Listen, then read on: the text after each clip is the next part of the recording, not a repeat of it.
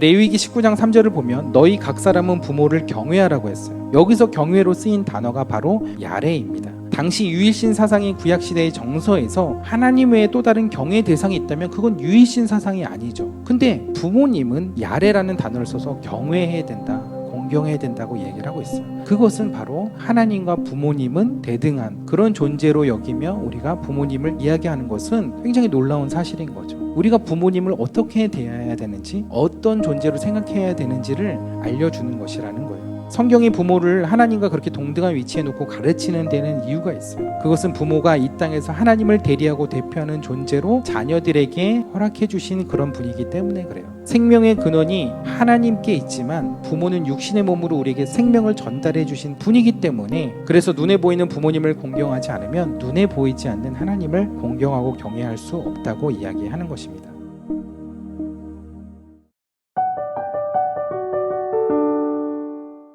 오늘 이제 방금 읽은 이 출애굽기의 본문은 십계명에 있는 말씀입니다. 십계명 중에서 어떤 거는 중요하고 어떤 건 중요하지 않다고 할 수는 없지만, 그러나 그 중에서 조금 더 핵심이 되고 우선이 되는 계명들이 있습니다. 1계명은 하나님에 대한 첫 계명이고 5계명은 사람에 대한 첫 계명으로 부모님을 공경하라는 그런 계명입니다. 그래서 우리가 이제 앞서 그 교동문에서도 읽었듯이 너희에게 주는 첫 계명이라고 그렇게 얘기를 했는데, 이 십계명에서 첫 계명은 아니지만 사람에게 주는 첫 계명이라는 그런 의미죠. 그래서 하나님에 대한 계명 중 가장 핵심이 되고 우선이 되는 계명이 1계명이라면 사람에 대한 첫 계명이 되고 우선이 되는 계명이 바로 이 5계명입니다. 근데 많은 분들이 이 5계명에 대해서 그렇게 특별하게 생각하시지 않는 것 같아요. 왜냐하면 부모를 공경하라는 것은 꼭 성경이 아니더라도, 교회가 아니더라도 뭐 다른 곳에서도 얼마든지 그 부모님을 공경하고 부모님을 잘 섬기라는 것은 얼마든지 가르치고 배울 수 있는 것이기 때문입니다.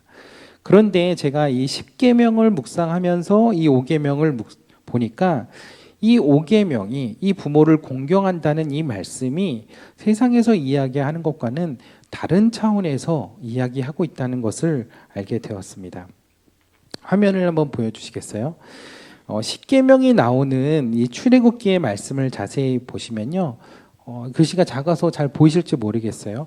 하나님이라는 이 단어, 내 하나님 여호와라는 이 단어가요, 1계명에서부터 5계명까지만 나옵니다. 그래서 6계명부터는 살인하지 말라, 간음하지 말라, 그냥 이렇게 명령에 대해서만 얘기가 나오는데 1계명부터 5계명까지는 꼭 내 하나님 여호와에 대한 이야기가 나옵니다.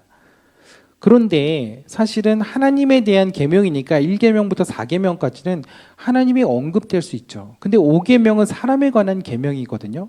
근데 이 5계명에서도 내 하나님 여호와라는 그 하나님의 이름이 언급이 된다는 거죠. 그 말은 사람에 대한 계명 중에 이 5계명에만 하나님에 대한 이름이 언급되고 있다는 거예요. 그래서 이 5계명이 매우 특별하게 보이게 되는데요. 5계명이 사람에 대한 계명 중 가장 먼저 나온다는 것, 그리고 여기에 하나님의 이름이 언급된다는 것, 이 두 가지 사실만으로도 이 5계명이 매우 특별한 계명이라는 것입니다. 그래서 이 5계명이 하나님에 관한 그 계명의 연장선상에 있으면서 인간에 관한 계명의 출발점에 있다는 거예요. 이것만으로도 5계명은 아주 중요한 위치에 있다는 것을 알 수 있죠. 근데 이 중요한 말씀을 오늘을 살아가는 우리는 그냥 단순히 또 윤리적이고 도덕적인 그런 말씀으로만 지나가고 있는 것은 아닌지, 그렇게 여기고 지나가는 것은 아닌지 생각을 해보게 됩니다. 우리가 지금 고령화 시대, 고령화 사회를 살아가고 있죠. 앞으로는 더 고령화 사회가 되어갈 겁니다.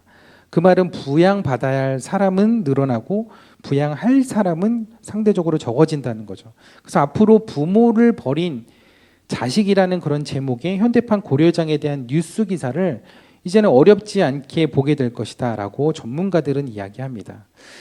아니, 어쩌면 뉴스에만 나오지 않았을 뿐이지 이미 그런 일들이 벌어지고 있을지도 모르겠어요. 한국보건사회연구원과 서울대 사회복지연구소에서 조사한 2019년 한국복지채널 기초분석 자료에 따르면 그 조사에 참여한 10가구 중에 4가구가 부모 부양의 책임이 자식에게 있다라는 그 의견에 반대했다고 합니다. 즉 10가구 중에 4가구는 부모님을 꼭 부양해야 되냐라고 그렇게 반문을 했다는 거죠. 이 결과가 자식들이 부모를 부양하지 않았다라는 통계는 아니지만 자녀들이 부모 부양에 대한 부담감을 크게 느끼고 있다는 것은 분명한 사실이라는 거죠. 통계청의 2002년부터 2018년까지 사회조사 분석 결과에 보면 부모 부양을 누가 담당할 것이냐는 물음에 가족이란 답한 비율이 22년 전에는 거의 70%에 달했습니다. 근데 2018년에는 26%에 그쳤고 제가 최근 통계청 그 사이트에 들어가 보니까 2022년도에는 재작년에는 19%밖에 되지 않았습니다. 그러니까 부모 부양을 하겠다는 자녀들이 이제는 5명 중에 1명밖에 되지 않는다는 거예요. 참 충격적인 이야기죠. 자녀들도 이유와 사정이 물론 있겠지만 더 이상 부모를 부양하지 않는 그 현실에 어쩔 수 없다는 그 마음과 그 인식이 참으로 커져간다는 것이 어쩌면 이 5번째 계명, 이 5계명을 지키기 어려운 시대를 살아가고 있는 것이 아닌가라는 생각이 들었습니다. 정말 그런 것 같아요. 부모 노릇하기도 힘들고 자식 노릇도 둘 다 하기 힘든 그런 시대가 된 것 같아요. 여러분 효도계약서라는 거 혹시 들어보셨어요? 효도계약서. 최근 부모에 대한 부양 문제로 갈등을 빚는 경우가 늘어나고 유산으로 법정 소송까지 벌어지니까 부모와 자식이 갑과 을이 되어 재산을 증여하고 그 대가로 효도를 약정하는 효도계약서라는 것이 생겼다고 합니다. 쉽게 말하면 자녀들에게 줄 재산이 있는데 그거 받고 싶으면 부모한테 죽을 때까지 최소한의 효도를 하라는 거예요. 그래서 그 항목을 보면 자녀들 혹은 손주들이 주기적으로 방문할 것, 매월 부모에게 얼마씩 지급할 것, 이런 내용들이 들어간다고 해요. 만약 이런 약속을 지키지 않으면 증여를 취소할 수 있고 이미 상속된 재산까지도 반환시킬 수 있다고 합니다. 한편으로는 이해가 되면서도 다른 한편으로는 굉장히 씁쓸한 이야기죠. 부모가 자녀들의 부양을 받고 효도받기 위해서 재산까지 걸고 계약서를 써야 하는 시대. 재산도 없으면 뭐 그런 계약도 못 하겠죠. 부모와 자녀들의 관계가 조건 없는 사랑이 아닌 이 계약적인 관계로 이루어진다는 것이 참 찜찜한 이야기죠. 그래서 이제 부모님들이 노후 준비 없이 자녀들에게 올인한다? 이거면 큰일 나는 그런 시대가 되었습니다. 제가 몇 년 전에 라디오에서 들었던 사연인데요. 유치원에 다니는 아이의 엄마가 보낸 사연이었어요. 유치원에서 어버이날이 되니까 이제 부모님에게 편지도 쓰고 카네이션도 만들고 하잖아요. 근데 그 편지의 내용이 보통 2가지로 요약이 됩니다. 첫 번째는 그동안 부모님한테 잘못한 것에 대한 반성. 그리고 2번째는 부모님이 키워주신 것에 대한 감사. 굉장히 형식적이죠. 네. 근데 이 어버이날 아이들이 쓰는 편지가 보통 이 2가지가 주 내용을 이룹니다. 근데 그 유치원의 한 아이가 부모님에게 정성스럽게 편지를 쓰고 카네이션까지 만들어서 부모님께 드린 거예요. 근데 아이에게 처음 받아보는 그 카네이션과 편지에 부모님이 너무 감동이 돼가지고 막 눈물이 나는 거예요. 근데 그 편지를 기쁘게 받아서 읽던 엄마가 살짝 쓴 웃음을 짓게 되었다고 해요. 왜냐하면 그 편지의 마지막 내용 때문이었는데 그 편지의 내용은 이랬습니다. 좀 작아서 안 보이시죠? 엄마 아빠 키워주셔서 감사해요. 내가 엄마 아빠 말을 안 들어서 힘드셨죠? 엄마 아빠 죄송해요. 제가 나중에 돈도 많이 벌고 좋은 집을 사게 되면 뭐라고 했을까요? 뭐라고 했을까요? 효도할까요? 뭐라고 얘기했냐면 제가 이 집에서 나가드릴게요. 얼마나 평소에 야 너 그러려면 집에 나가. 부모님 말씀에 순종하겠습니다. 단 제가 돈을 많이 벌면 그때 나가겠습니다. 유치원생이 아이가 벌써부터 부모님 부양할 생각은 이제 아예 하지도 못하고 먼저 자기 살 길을 먼저 걱정하면서 집 구할 생각, 돈 벌 생각 이런 것을 생각하게 되었다는 거죠. 이 아이의 편지가 참 웃기기도 하지만 참 다른 한편으로는 왠지 모를 또 충격과 또 찝찝함이 있습니다. 이런 현실 속에서 오늘 말씀을 보면 그런 질문이 나올 수 있을 것 같아요. 과연 이런 시대 속에서 내 부모를 공경하라는 이 5계명이 여전히 우리들이 지켜야 할 계명인가? 아니 현실적으로 정말 지킬 수 있는 계명인가? 라는 그런 질문을 하게 됩니다. 근데 결론적으로 말씀드리면 저는 그래야 하고 그렇다고 생각합니다. 왜냐하면 그것은 단순히 인간적인 도리를 넘어서 우리를 지으신 하나님의 명령이기 때문입니다. 그것도 한 번만 이야기하신 말씀이 아니고 여러 곳에서 강조하여 해주신 말씀이에요. 그만큼 이 말씀은 우리가 지켜가야 할 중요한 하나님의 명령인데 오늘 이 시간을 통해서 이 하나님의 말씀을 여러분들이 다시 보게 되고 그 말씀에 순종하며 살아갈 수 있는 여러분 모두가 되시기를 축복합니다. 먼저 부모를 공경하라 할 때 이 공경의 사전적인 의미를 한번 보면요. 공은 공손하다, 삼가다, 조심하다, 섬기다의 의미를 가지고 있고 경은 정중하다, 예의가 바르다라는 의미를 가지고 있습니다. 그래서 내 부모를 공경하라는 것은 내 부모를 공손하게 조심하며 섬기고 정중하게 받든다라는 뜻입니다. 그러면 성경에서 말하는 공경은 어떤 의미일까요? 성경에서 말하는 의미는 조금 다른데요. 공경하다로 번역된 히브리어 카베드는 사전적 의미의 공경과는 좀 다른 의미를 내포하고 있습니다. 동상 카베드의 어근의 기본 의미가 무겁다입니다. 그러니까 이걸 명령어로 쓰면 무겁게 여겨라, 중요하게 여겨라. 중요하다 할 때 중자도 무거울 중자를 쓰죠. 그래서 내 부모를 공경하라는 것은 내 부모를 무겁게 여겨라, 내 부모를 중요하게 여겨라 라는 뜻입니다. 사전적 의미에는 부모에 대한 자녀의 태도에 초점이 맞춰져 있지만 성경적 의미에는 부모의 존재 자체에 초점이 있는 것입니다. 그러니까 자녀들이 잘 해야 되는 것이 중요한데 사전적 의미는, 그러나 성경적 의미에서는 그 부모님 자체의 존재의 의미가 중요하기 때문에 당연히 우리가 부모를 공경해야 된다는 거죠. 그만큼 성경에서는 부모의 존재에 대해서 굉장히 강조를 하고 있는데 그 이유는 부모가 하나님과 연결되어 있는 존재이기 때문입니다. 그래서 공경이라는 뜻의 카베드의 명령형은 캇베드인데, 근데 이 명령형이 이 단어가 성경에서 딱 4번만 사용이 됩니다. 그 4번 중에 2번은 부모님에 대해서이고요, 2번은 하나님에 대해서요. 그래서 화면의 위쪽에 그 두 구절 출애굽기와 그리고 신명기의 말씀에는 부모님에 대해서, 그리고 밑에 잠언과 이사야에서는 하나님에 대해서, 요 명령, 요 4번 나오는 이 단어가 부모님과 하나님에 대해서만 쓰였다는 거예요. 이 카베드가 명령형으로 쓰여서 누구를 공경하라고 할 때 그 대상은 오직 둘, 부모와 하나님에게만 사용이 되었다는 거예요. 이처럼 우리가 공경하라고 명령받은 대상이 하나님과 부모님 뿐이라면 이것은 하나님을 공경하듯이 부모를 공경해야 한다는 것이죠. 부모를 공경하듯이 하나님을 공경해야 한다는 의미예요. 왜냐하면 부모를 통해 하나님을 보게 되고 하나님을 통해 부모님을 보게 되기 때문이에요. 정말 그런 것 같아요. 제가 자녀를 낳아서 길러보니까 부모님의 마음을 알겠더라고요. 그래서 저는 결혼을 했다고 해서 어른이 된다고 생각하지 않거든요. 그러니까 자녀를 길러봐야 진짜 어른이 돼야 되는 것 같아요. 그래서 자녀를 한 3 정도 낳아서 길러봐야 인생을 논할 수 있다라고 이야기할 수 있을 것 같아요. 네, 제가 셋을 키우고 있습니다. 네. 그래서 그것을 통해서 하나님의 마음을, 자녀를 키우는 걸 통해서 마음을 더 이전보다 하나님의 마음에 더 가까이 다가가게 되고 이해하게 되는 것 같더라고요.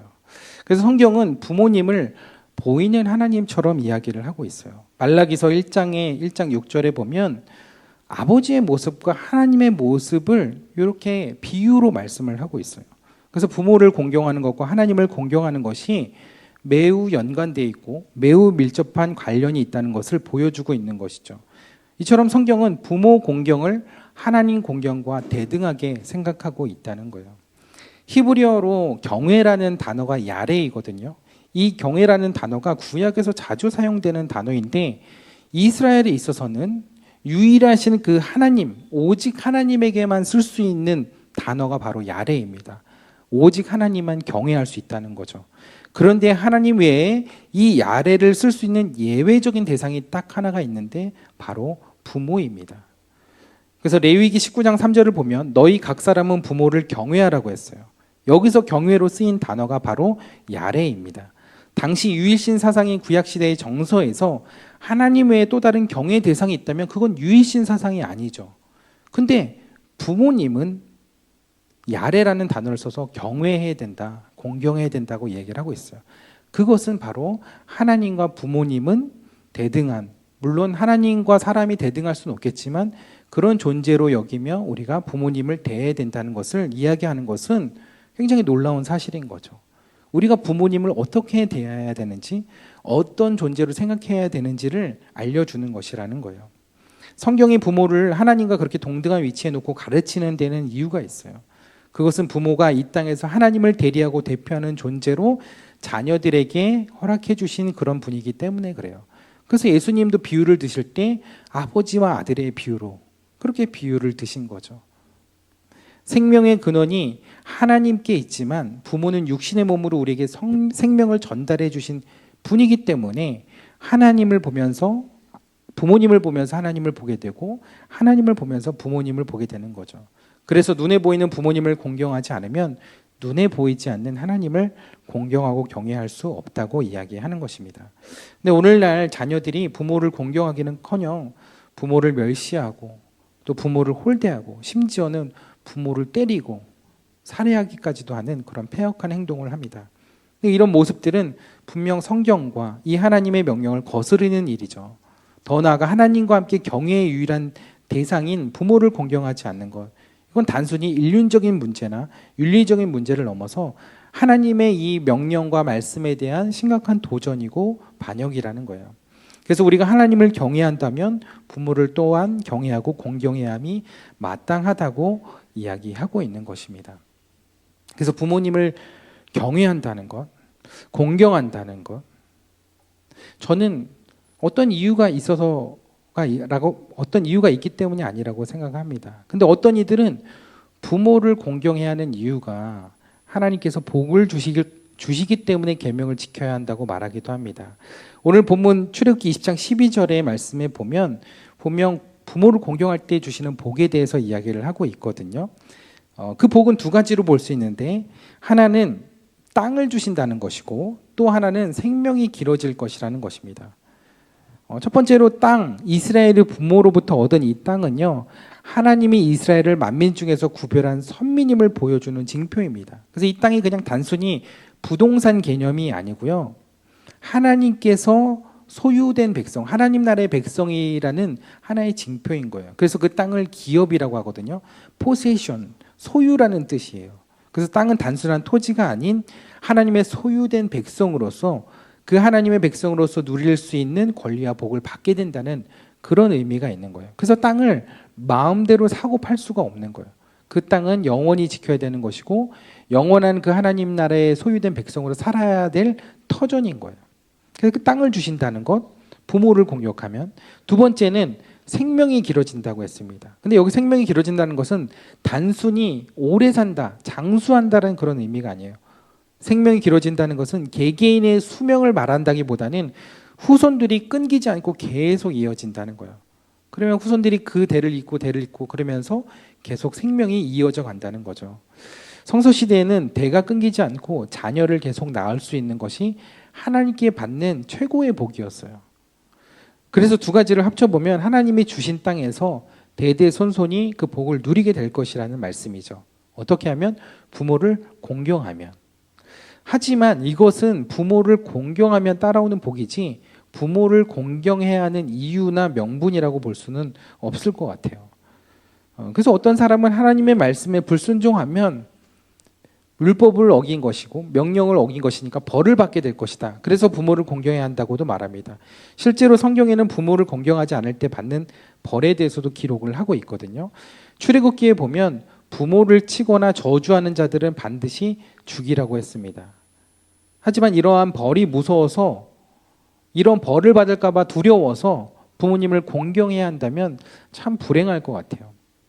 그래서 복이든 벌이든 그것이 부모를 공경함에 효과적이었다면 아마 그 당시에도 패역한 자식들에 대한 이야기가 나오지 않을 것 같은데, 성경에는 그러한 자식들의 패륜적인 행동을 구체적으로 묘사하는 것이 굉장히 많아요. 그러니까 어머니나 아버지를 때리는 사람, 혹은 저주하는 사람, 이런 사람이 있었다는 거죠. 또 다른 성경에 보면 업신여기는 사람, 잠언에 보면 조롱과 불순종하는 아들, 또 부모의 물건을 도둑질하는 자녀, 또 아비를 구박하고 어미를 쫓아내는 그런 자녀들이 있었다는 거죠. 이렇게 구체적으로 묘사하면서 이런 패역한 일들을, 그런 행동을 했을 때에 어떤 벌을 받게 되는지에 대해서 이야기를 하는 거죠. 만약 이런 일들이 없었다면 이렇게까지 구체적으로 언급하지 않았을 건데요. 그런 일들이 분명히 있었다는 거죠. 근데 저는 여기서 한 가지 흥미로운 사실을 발견하게 되는 것은, 당시 그렇게 패역한 자녀들이 많았다면 돌로 맞아 죽는 자녀들도 많이 있었을 것인데, 성경에서 돌에 맞아 죽었다는 불효자에 대한 이야기를 본 적이 없어요. 왜 그럴까요? 제가 생각해 보니까 부모 중에 자녀에게 해코지를 당했다고, 자녀에게 맞았다고, 자녀에게 욕을 먹었다고, 이웃에게, 주변 사람들에게 내 자식 좀 죽여주세요, 돌로 쳐주세요 라고 할 부모가 아무도 없었기 때문이라는 생각이 들었습니다. 아무리 폐륜하여도 자식은 자식인 거죠. 그 아픔까지도, 그 상처까지도 다 끌어안는 것이 어떻게 보면 부모이기 때문에 그래요. 공공의 적이라는 옛날 영화, 아주 오래전 영화인데, 그 영화에 보면 부모님의 재산 때문에 돈이 필요해서 부모님을 칼로 찌르고 그렇게 살해한 그 아들에 대한 이야기가 나옵니다. 근데 그 어머니가요, 그 아들에게 칼로 찔리는 그 마지막 순간까지도 그 아들을 생각한 거예요. 칼을 찌르면서 그 아들의 손톱이 이렇게 잘려 나갔는데, 그 손톱이 어떻게 보면 그 아들이 살해한 용의자로서의 중요한 증거물이 되잖아요. 그래서 어머니가 그 아들을 생각해서 죽는 그 순간에도 그 손톱을 집어 삼킵니다. 그게 부모의 마음인 거죠. 물론 비상식적이고 비정상적인 부모님들도 있을 거예요.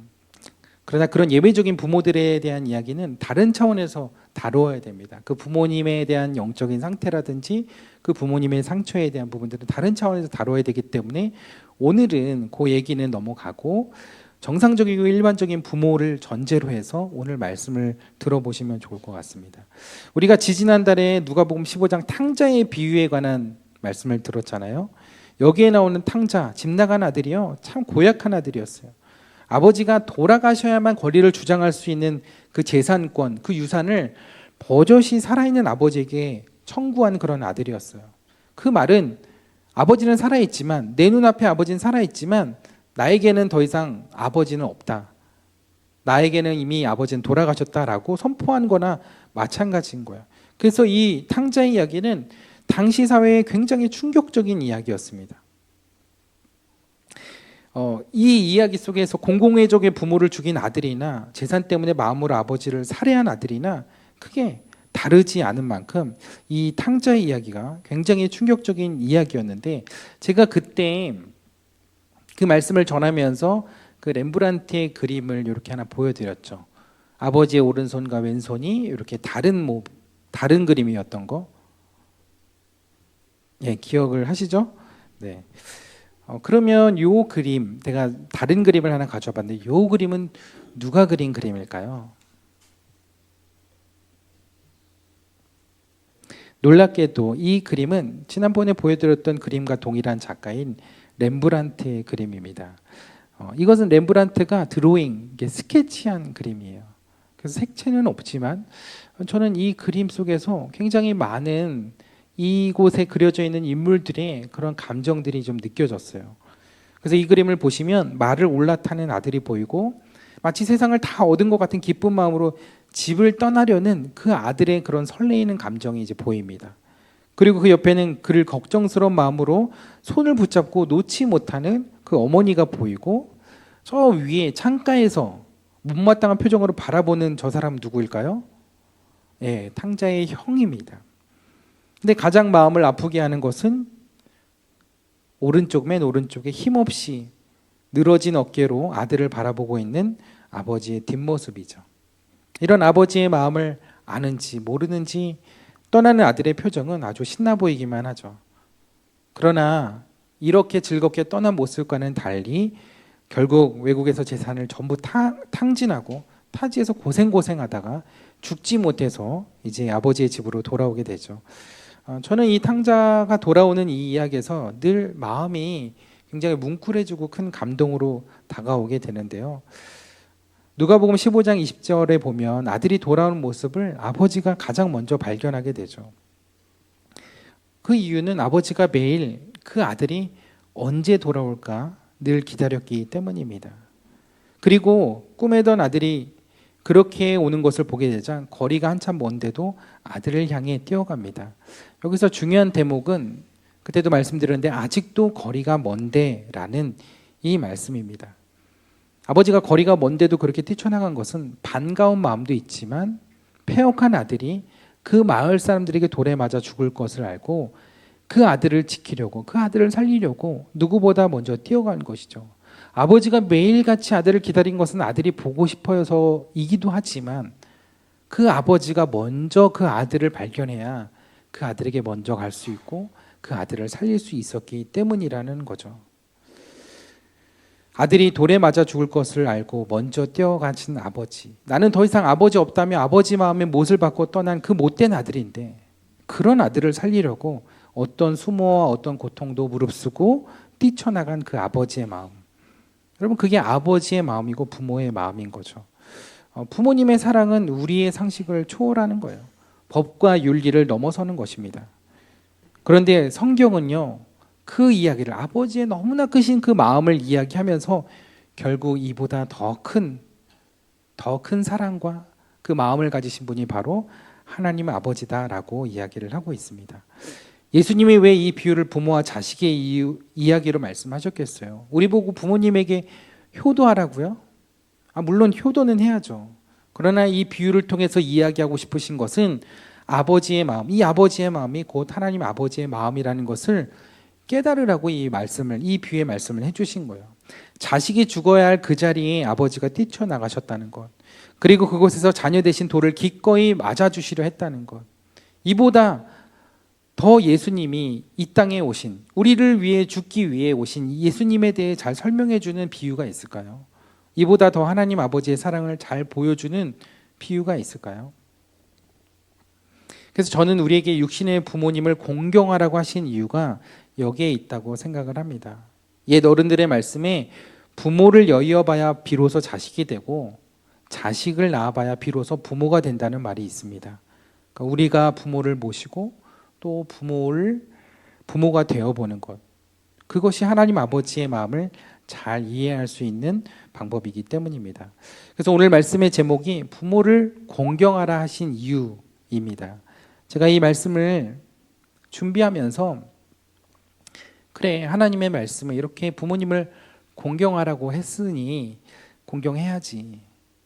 우리가 자녀된 도리로서 하나님의 명령을 따라서 공경해야지 라는 이유에 대해서 말씀의 근거들을 이렇게 쭉 찾아갔는데 결론적으로 이런 결론에 도달하게 됐어요. 부모님을 공경하고 부모님을 사랑하는데 이유가 필요할까? 이유가 그렇게 중요할까?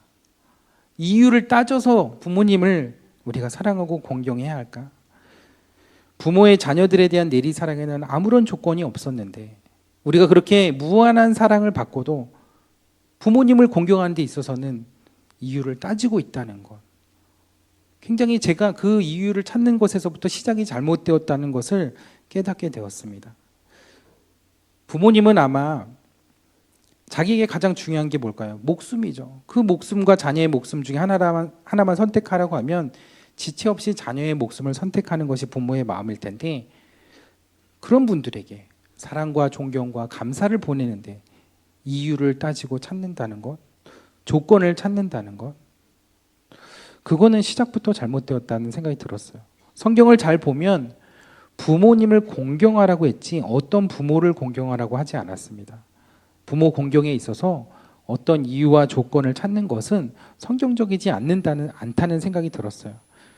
그래서 저는 말씀을 준비하는 가운데 부모님이 육신으로 찾아오신 하나님이라는 그런 마음을 주시더라고요. 그래서 남은 여생에 부모님께 잘 해드려야겠다는 생각이 들어요. 늘 그 생각은 하죠. 근데 아들들의 마음이 참 그런 것 같아요. 잘 표현하지 못하고 잘 다가가지 못하고. 그래서 저도 원래 아들을 안 낳고 딸만 셋 낳으려고 그랬는데 저 같은 아들 나올까 봐. 근데 아들 낳으니까 너무 좋더라고요. 네. 다 좋아요. 네. 우리가 부모님을 공경해야 되는 이유에 대해서 이유를 찾는 것보다 내가 받은 그 부모님에게 받은 은혜와 사랑을 기억하는 것이 중요하다는 생각이 들었습니다.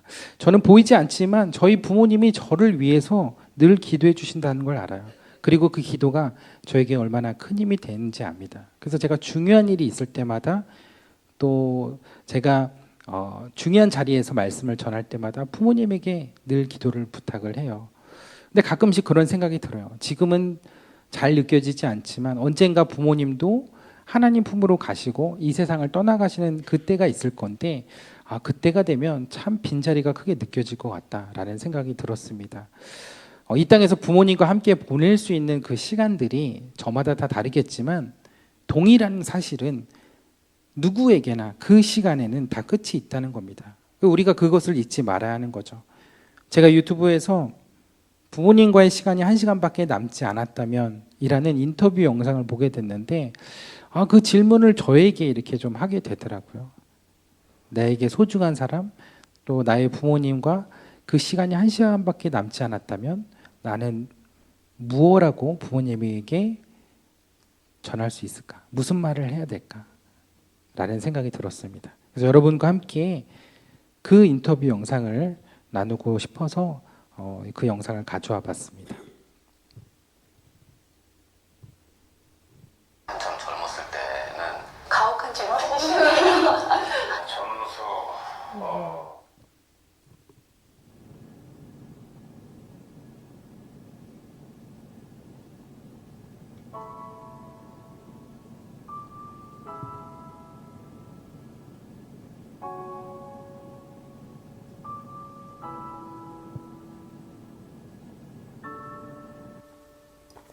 엄마랑 친해?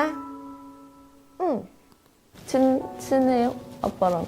엄마랑은 친한데 아빠랑은 약간 그렇게 막 대화를 많이 나누는 것 같지는 않아.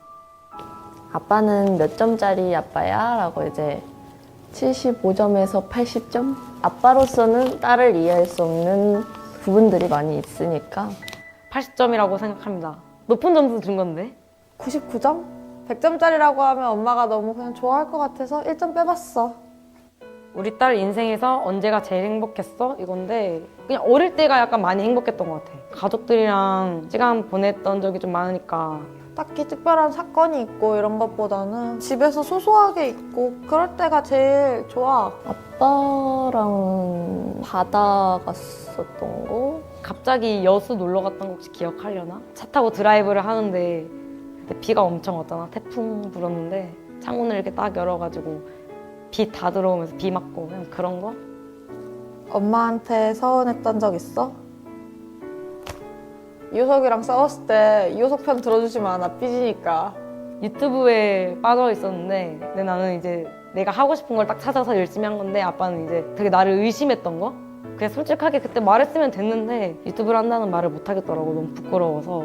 서운했다기보다는 안 되는 거 아는 거? 약간 고등학교 이제 졸업식 때 못 왔던 거? 한편으로는 서운했어. 다시 태어나도 내 딸로 태어날 거니? 당연하지. 왜냐면 그냥 엄마 아빠가 좋아서 그냥 진짜 사랑을 너무 많이 받았어. 부족함 없이 살아왔던 게 정말 행복했던 것 같아.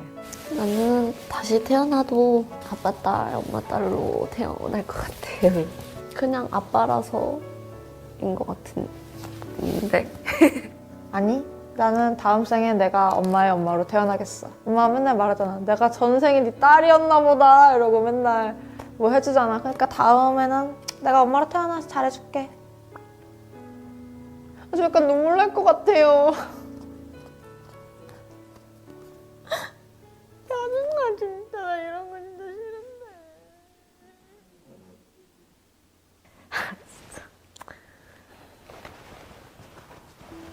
어릴 때부터 그 말을 거의 해본 적이 없는데 사랑이란 말을 그 단어 사랑이란 말 그걸 가장 하고 싶고 많은 사랑을 줘서 고마웠다고 얘기할 것 같은데 말을 못하겠어요. 사이트 가입할 때 다 그냥 제일 소중한 거 하면 가족 적고 지금 핸드폰 비번도 다 엄마 생일이고 같이 사진이나 영상을 많이 찍어놓을 것 같은 계속 담아서 기억하고 싶을 것 같은데 아빠가 평생 너 옆에 있는 건 아니다. 아빠 빨리 가면은 어떻게 살래? 약간 이런 식으로 얘기를 되게 많이 하는데 그럴 때마다 그냥 그런 생각조차 사실 하기 싫은 것 같아요.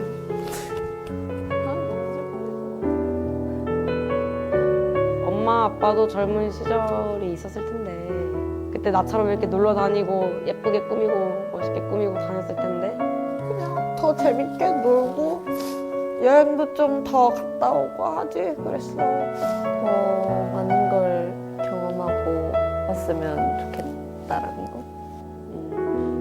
그냥 점수 좋은 점수 아빠는 아니라고 생각합니다. 늘 미안하다. 제가 한참 젊었을 때는 다 해주지 못했다는 생각이 질문을 들으니까 주은이한테 50점? 한 55점 정도는 되지 않을까. 더 친해지고 싶고 더 많은 얘기를 나누고 싶고 더 가까이 다가가고 싶은데 슬아가 생각했을 때 부족한 게 있잖아요. 자기가 생각했을 때.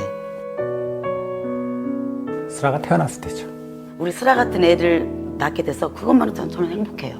애기 보러 내려갈 때마다 그냥 간호사들이 500살고 제일 예쁜 애기 엄마 같다고 항상 너무 예뻐서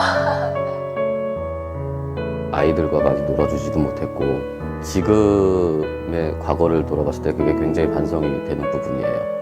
항상 자식한테는 뭐를 더 해주고 싶은데 못 해주는 그런 마음은 세상의 어떤 부분도 다 마찬가지라는 생각이 들어서 네, 아빠가 예전에 못했던 거를 다시 잘 해주면서 더 좋은 모습의 아빠로서成長하고 싶어요. 그럼요. 그럼 매번 그 생각해요. 다시 아기를 낳는다면 우리 슬아 같은 애, 우리 큰애도 마찬가지지만 이렇게 똑같은 애 낳아서 이렇게 행복해서 살고 싶다는 생각을 항상 하고 있어요. 내가 사는 이유, 슬아의 존재랑 아빠가 사는 이유 부족한가 이거도요? 엄마도 엄마가 처음이라서 내가 원하는 거를 언제 어떻게 다 해줘야 될지를 몰라서 못해준 부분이 너무 많아. 아빠는 딸을 키우는 방법을 몰랐어. 배운 적도 없고 아빠가 너무 미안한 게 많아. 너가 힘들고 어려울 때는 아빠가 항상 그 누구보다도 네 편인 건 알지? 지금도 그렇고 나중에 아빠 관뚜껑 닫을 때까지도 그럴 거야. 다시 태어나도 100번이고 1000번이고 슬아의 아빠가 되고 싶고 우리 딸 사랑한다. 사랑해. 사랑해. 사랑해.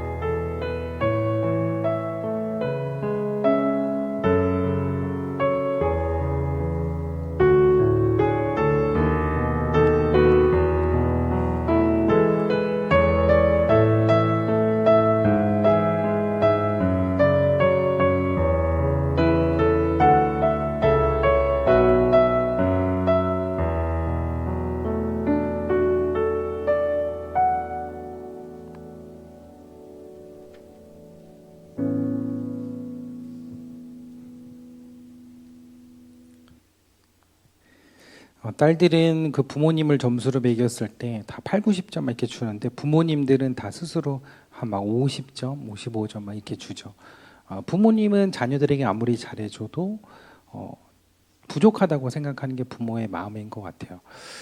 부모가 자녀들에게 잘해주는 게 어디서 배워서 하는 게 아니죠. 그건 하나님께서 태어날 때부터 주신 마음인 것 같아요. 그러니까 그 하나님의 마음이 부모님에게 부어지고 그 부모님을 통해서 자녀들의 사랑으로 나타나는 것이죠. 또 자녀들은 그 부모님의 사랑을 받아서 또 자녀들에게 흘려가는 것. 그게 이제 내리 사랑인 것이죠. 그래서 부모님의 사랑이 어떤 조건이 있는 것이 아니라 어떻게 보면 이 세상에서 가장 자연스럽게 또 가장 본능적으로 또 자녀들을 생각하고 사랑하는 마음이 부모의 마음으로부터 우러나는 것이라는 생각이 듭니다. 오늘 십계명 제5계명이 다른 계명들과 여러 계명들이 있는데 가장 다른 점이 하나가 있습니다.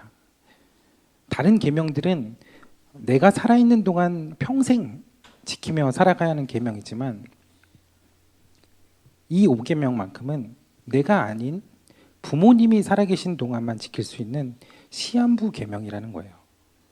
여러분들은 부모님과의 마지막 1시간이 있다면 무슨 말을 또 무엇을 해드리고 싶나요? 부모님이 살아생전에 부모님에게 가장 큰 선물을 해드린다면 무엇이 가장 큰 선물일까? 물론 상황이 다 다르시겠지만 저는 적어도 부모님이 아직 예수님을 모르고 예수님을 믿지 않는다면 그 부모님에게 꼭 구원의 선물을 하셨으면 좋겠습니다. 그것이 가장 큰 선물이 될 거라고 저는 확신합니다. 내가 부모님을 사랑하고 그리고 내가 사랑하는 것보다 예수님이 엄마 아빠를 더 사랑하신다고.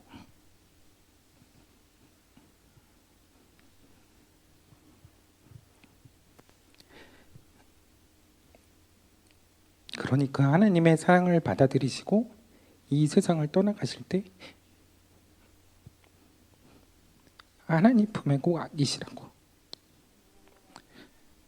저는 이 말을 1시간과도 같은 짧은 그 남은 여생이 1시간이 될지 하루가 될지 1년이 될지 모르지만 그 시간이 지나가기 전에 꼭 전하셨으면 좋겠습니다. 정말 그동안 바쁘다는 핑계로, 멀리 계신다는 핑계로, 또 여유가 없다는 핑계로, 또 부모님에게 소홀했던 마음들이 있다면 그래도 가정의 달에 시간을 내어서 정말 부모님께 한 걸음 더 다가가서 마음을 전하는 시간이 있으면 좋지 않을까라는 생각을 하게 됩니다. 부모님이 먼저 세상을 떠나셔서 안 계신 분들도 있겠죠. 그러나 그런 경우에도 우리가 부모님을 사랑하고 경외했던 그 마음을 또 잘 기억하고 그 부모님을 기억하면서 부모님을 모셨던 곳을 찾아가 봐도 좋을 것 같은 생각이 들어요. 그리고 부모님을 통해 하나님을 알게 해주셔서 감사하다고 마음을 전해보는 것도 좋을 것 같습니다. 저는 이 세상에 있는 동안 꼭 해야 하는 효도 2가지가 있다면 하나는 믿지 않는 부모님이 예수님을 믿으시도록 하는 것이고 다른 하나는 내가 그리고 자녀들이 이 땅에서 예수를 잘 믿고 그 믿음 안에서 잘 살아가는 것이라고 생각합니다. 왜냐하면 이 세상을 살아가며 그보다 큰 복이 없고 그렇게 예수님 믿고 복된 인생을 살아가는 것, 그렇게 행복한 진짜 행복한 인생을 살아가는 것, 그것이 부모님들이 우리를 향해 바라시는 가장 큰 소원이기 때문입니다. 그러므로 부모님이 비록 안 계신다고 해도 이 2번째 효도, 계속 우리가 이어갈 수 있는 그 효도가 있다면 그건 내가 이 땅에서 예수님 잘 믿고 하나님 잘 섬기며 사는 것, 그리고 우리 자녀들에게도 그 하나님에 대한 믿음과 신앙을 잘 이어가게 하는 것, 그것이 부모님을 향한 비록 부모님이 안 계시지만 남은 효도를 이루며 살아가는 일인 줄 믿습니다. 부모를 공경하라는 이 5번째 계명, 이유가 없어도 지켜야 하는 이 계명, 그 계명을 지킴으로 부모님과 나와 그리고 우리 자녀들까지도 복을 받는 계명, 저는 이 계명이 우리 모두에게 감사와 축복이 되는 그런 하나님의 말씀과 명령이 되기를 축복합니다. 부담이 되는 것이 아니라 어떤 이유가 있어서가 아니라 정말 하나님께서 주신 그 은혜, 부모님에게 받은 그 사랑, 그것 때문에 정말 기쁘게 할 수 있는 그런 효도, 또 그런 공경, 그런 경애가 우리 가운데 있었으면 좋겠습니다. 그래서 이 시간들을 통해 또 이 달을 통해 가정을 회복하고 또 하나님과의 관계도 회복할 수 있는 은혜가 저와 여러분들에게 있게 되기를 축복합니다. 오늘 말씀을 통해서 또 말씀을 듣는 가운데 하나님께서 여러분 마음에 주시는 그런 울림이 있을 것이라고 생각합니다. 그 울림을 가지고 부모님을 위한 지금 내가 할 수 있는 효도가 무엇인지 또 묵상하는 시간이 있었으면 좋을 것 같은데요. 제가 오늘은 여러분들에게 좀 양해를 구하고 좀 죄송하지만 말씀을 그러니까 찬양을 해야 되는데 찬양이 아닌 제가 조금 어떻게 보면 찬양이 아닌 노래로 제가 노래를 하는 건 아니고 묵상 영상을 가지고 여러분들과 이 시간을 마무리했으면 좋겠습니다. 이 노래는 그 10년 전에 그 SG 워너비의 그 가수인 고 멤버인 김진호 씨가 불렀던 노래인데요. 부르의 명곡이라는 그런 프로그램에서 불렀던 노래예요. 근데 가족 사진이라는 노래입니다. 근데 이 노래가 이 김진호 씨가 이제 사실은 집에 가족이 이제 뭐 삶이 각박했겠죠. 그래서 가족 사진이 하나 없는 거예요. 엄마랑 아빠랑 나랑 이렇게 가족 사진 하나가 없는데 아버지가 돌아가시고 나서야 그 가족 사진을 찍게 됩니다. 그래서 그때 찍었던 사진이 이제 요 사진이거든요. 근데 이제 어머니가 그 아버지의 그 사진을 안고 요렇게 이 가족이 드디어 가족 사진을 이제 찍게 됩니다. 그리고 어느 날 그 사진을 이렇게 물끄러미 바라보다가 문득 이 곡을 이제 쓰게 되었는데 그 곡이 이제 가족 사진이라는 노래입니다. 이 노래를 통해서 부모님의 이 헌신과 이 마음이 굉장히 많이 느껴지고 우리가 부모님을 생각하고 공경해야 하는 그런 마음이 다시 회복되는 것 같은 느낌이 들더라고요. 그래서 오늘은 찬양 대신 이 노래 영상을 이제 묵상으로 함께 나누고 여러분들도 오늘 들은 말씀을 기억하시면서 함께 묵상해 보시면 좋을 것 같습니다. 그리고 이 영상을 보신 후에 제가 기도하고 축도함으로 마치겠습니다.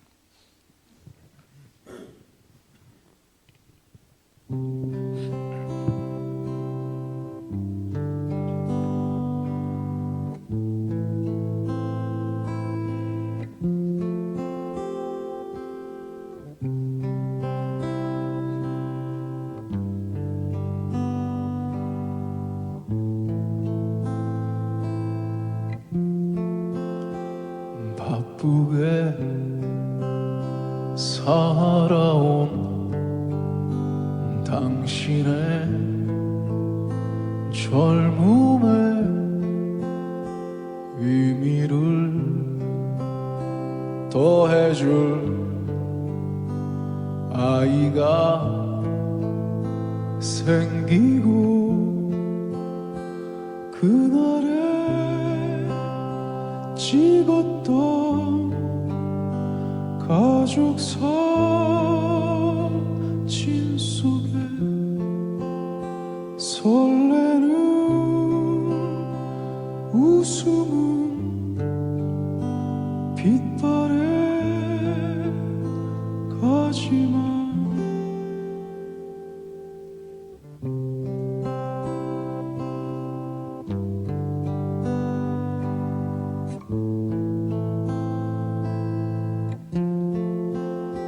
어른이 되어서 현실에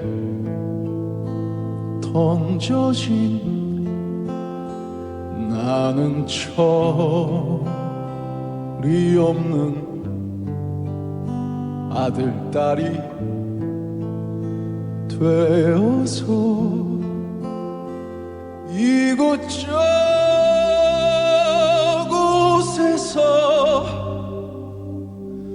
깨지고 또 일어서다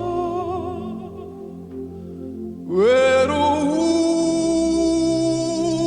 어느 날 꺼내본 사진 속 아빠를 닮아 있네.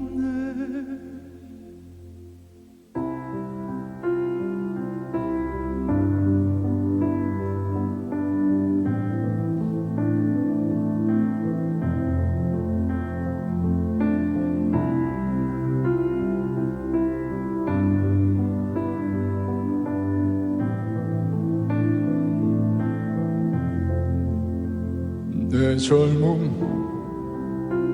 어느새 기울어 갈 때쯤 그제야 보이는 당신의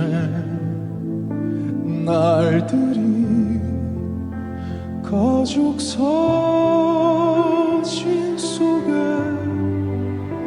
미소 띤 젊은 우리 엄마 꽃 피던 시절은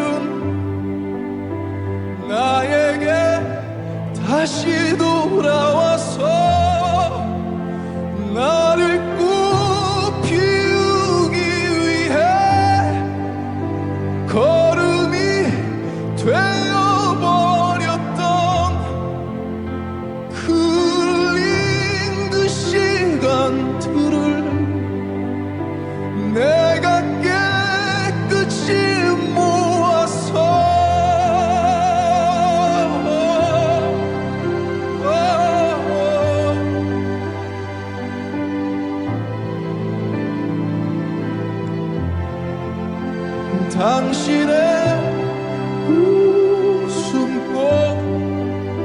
피우기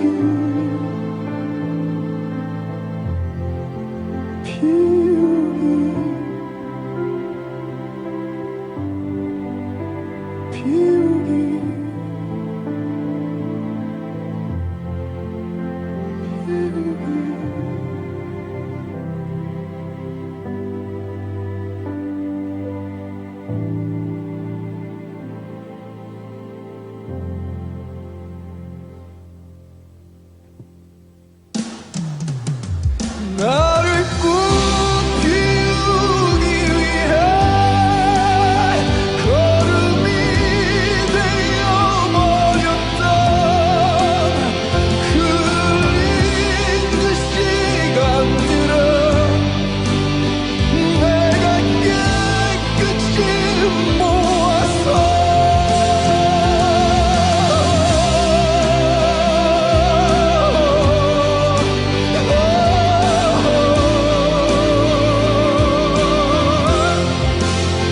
당신의 웃음꽃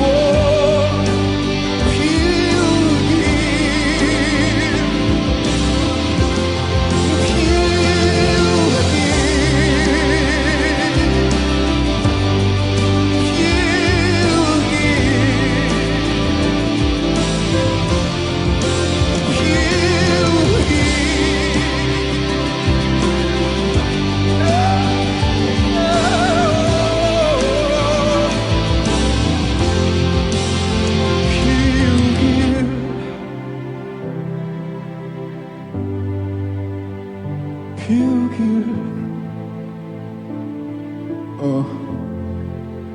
여러분들이 사랑하는 사람들 웃음꽃 피울 수 있는 지금을 사실 수 있는 지혜가 늘 함께 하기를 바라겠습니다. 감사합니다.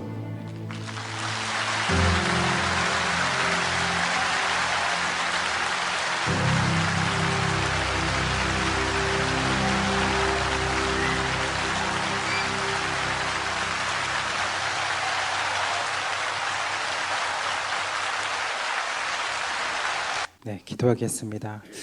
주님이 우리에게 생명의 꽃을 피워주시기 위해 이 땅에 떨어져 한 알의 밀알로 썩어지셨던 것처럼 우리들의 부모님도 우리를 꽃 피우시기 위해 기꺼이 걸음이 되어주신 그 인생을 사신 줄 압니다.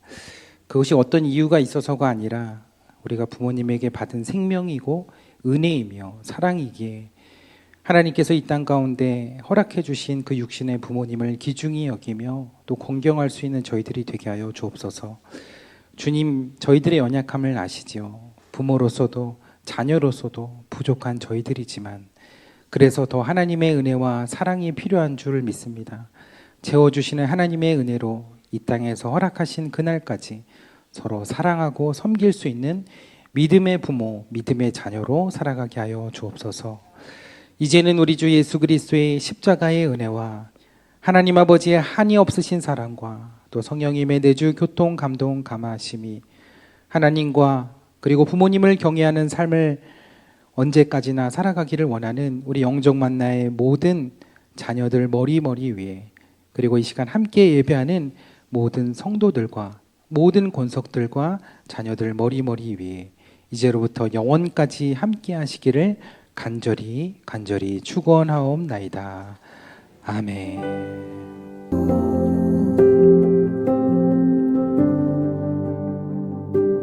When I wake, I know you are with me. In the dark, I can almost see you clearly. Every day, you're singing over me. Like water, my love runs free. Oh, there is nothing like your love. There is nothing and no one above. Oh, come be with us, Holy One.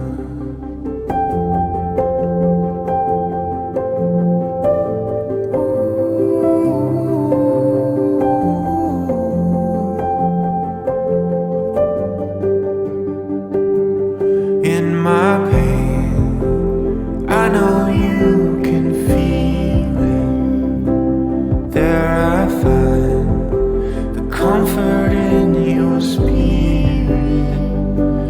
And every day you sing it over me. Like water, my love runs free. Oh, there is nothing like your love. There is nothing and no one above. Oh, come be with us, Holy One. Oh, come be with us, Holy One. Anywhere